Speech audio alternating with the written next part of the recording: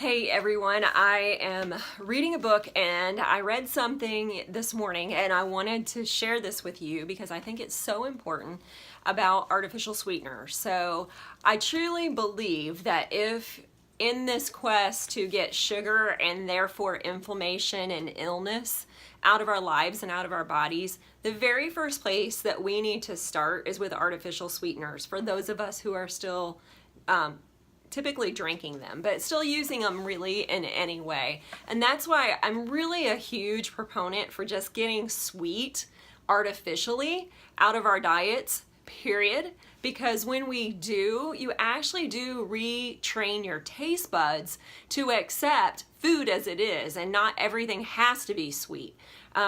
People ask me, well, what am I going to use for sweet? And you don't have to. We don't need that. We didn't need it for thousands and thousands of years. And so we got our sweet from things like sweet potatoes, and you can get sweet from things like berries. And I'm telling you, when you haven't had sugar for a long time, the sweet and those, and it doesn't take much and it'll knock your socks off. But I really believe that the first place we have to start is with artificial sweeteners. So if you are still doing artificial sweeteners, then listen up for a few minutes and let me just talk to you. I was reading this morning, and I'm reading this book that Shay got me. It's called A Metabolic Approach to Cancer, Integrating Deep Nutrition, the Ketogenic Diet, and Non-Toxic Bio-Individualized Therapies.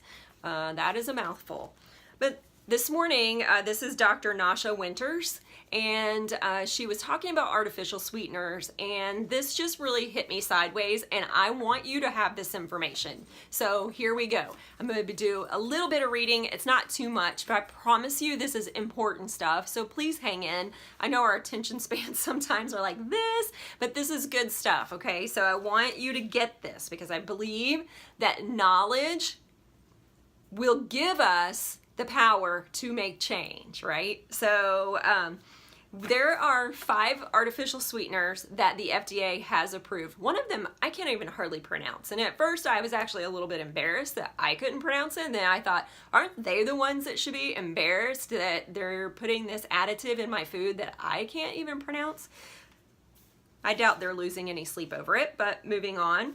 But the 3 that we hear a lot about are aspartame, saccharin, and sucralose. And so I want to kind of talk about 2 of these today, just the aspartame and sucralose. So we're going to real quick talk about that, and I want to pull some of the stuff that Dr. Winters has in her book. But the most widely used of these is aspartame. She says it's a neurotoxic substance that accounts for over 75% of the adverse reactions to food additives reported to the FDA each year. Many of these reactions are very serious, including seizures and death.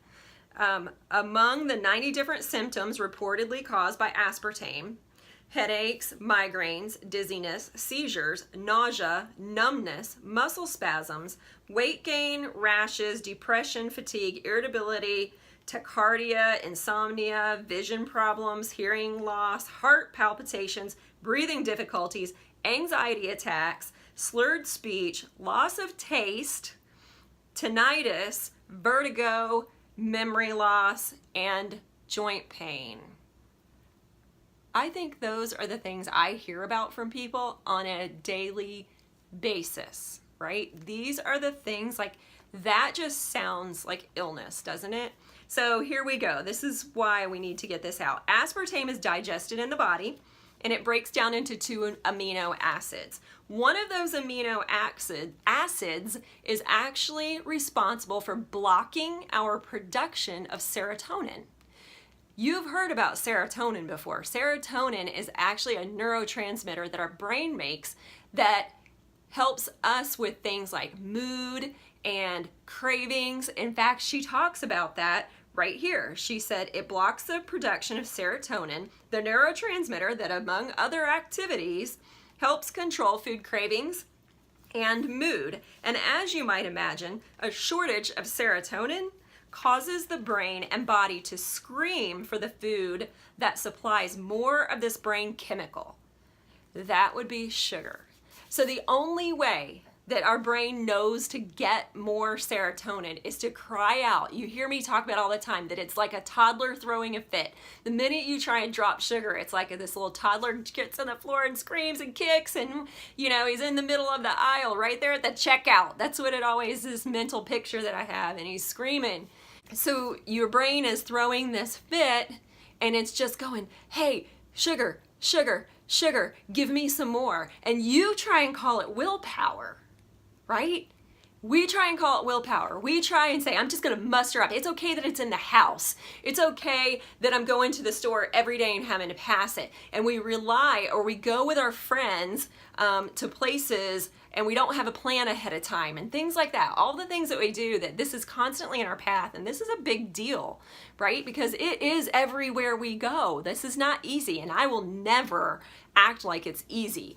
It is probably the hardest thing I have done and am doing, because I cannot say that I'm there perfectly, but I will say that I feel like I do have a good bit of victory over this. So speaking from my experience, is that you can get to the place of not needing it as much, and then your brain will start to work in your favor. Then we don't have to rely on willpower so much. And see, the problem with willpower a lot of times is that we think we're relying on willpower, yet in the background we have this brain that's absolutely got us hijacked, right? And it's doing its own thinking. It's wanting its own wants. It's actually like the wizard behind the curtain telling us what to do. And then we go and react to that.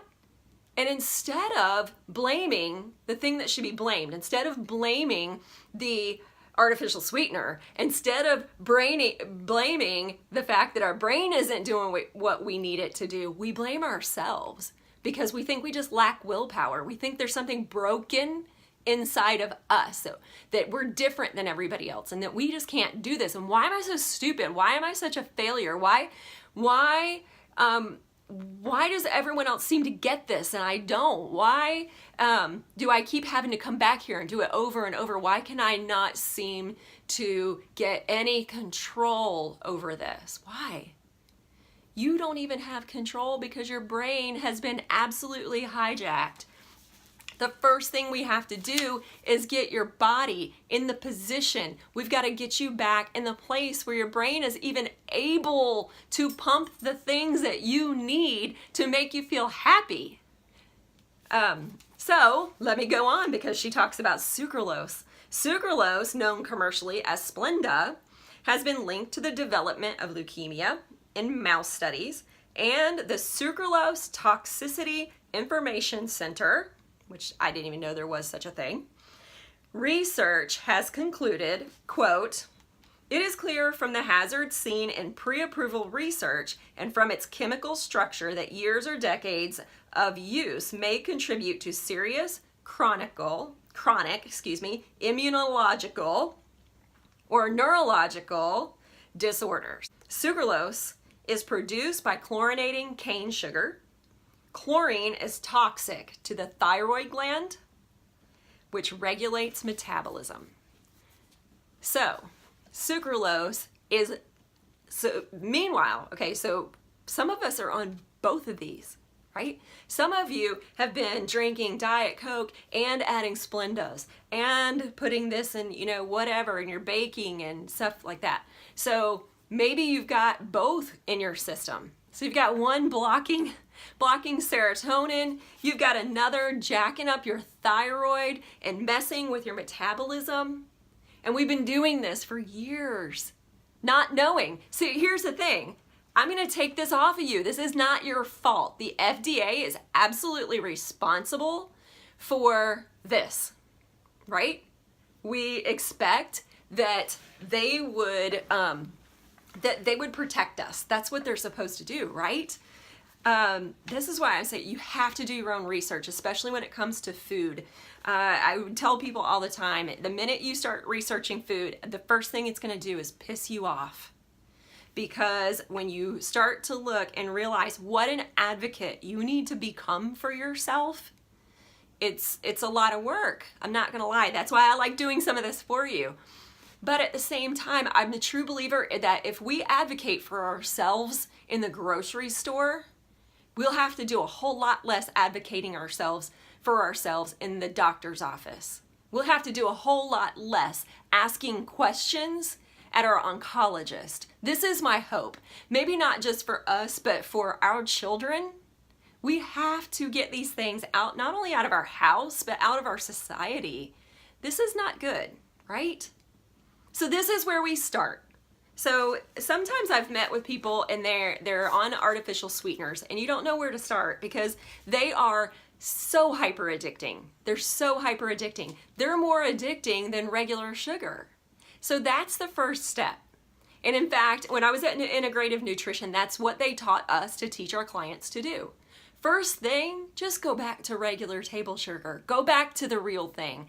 I do not care about calories. This isn't about a calorie thing. This is about saving your life, right? We'll get to that later and then we'll wean you off of that.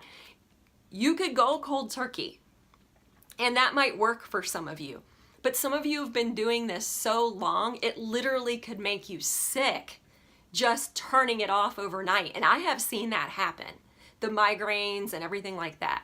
So if you've tried before and the migraines were so bad you couldn't get out of bed, if you just really just tanked when you tried to go without that artificial sweetener, then I would just ask you, go to regular table sugar first, go back to the regular stuff, and then let's work on getting you off of this. Then we'll work on getting you off of sugar.